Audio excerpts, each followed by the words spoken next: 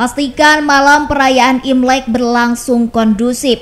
PJ Wali Kota Sukabumi beserta unsur Forkopimda lainnya sambangi Vihara Widi Sakti di Jalan Pajagalan, Kecamatan Warudoyong, Kota Sukabumi. Dalam kunjungannya tersebut, PJ Wali Kota Sukabumi Kusmana Hartaji berbincang langsung dengan perwakilan pemuka agama dari vihara-vihara yang ada di Kota Sukabumi. Dirinya menyebutkan dengan hadirnya pemerintah Kota Sukabumi bersama unsur Forkopimda Kota Sukabumi merupakan bentuk perhatian maupun toleransi umat beragama yang ada di Kota Sukabumi. Karena menurutnya dengan predikat 10 besar kota paling toleran di Indonesia, tentunya kemajemukan umat beragama di Kota Sukabumi harus terus dijaga.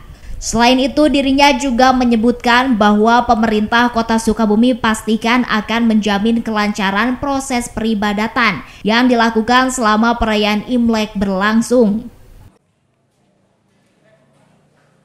Jadi kita memastikan perayaan Tahun Baru Imlek yang dilakukan oleh kaum Tionghoa yang ada di Sukabumi menjadi aman, lancar, tenang, dan kita juga selaku pemerintah bersama dengan Forkopimda mengupayakan bagaimana agar pelaksanaan ibadah kaum Tionghoa juga menjadi lebih tenang ya dalam melaksanakan ibadahnya.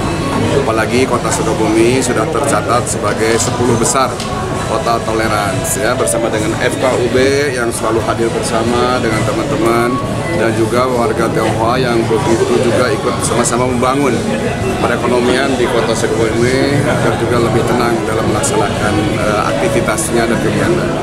Dalam kegiatan tersebut, penjabat Wali Kota Sukabumi juga memberikan bantuan secara simbolis bagi perwakilan vihara dan pura yang berada di wilayah Kota Sukabumi. Dari Kota Sukabumi, Sofwan Julfikar dan tim liputan MGas TV melaporkan.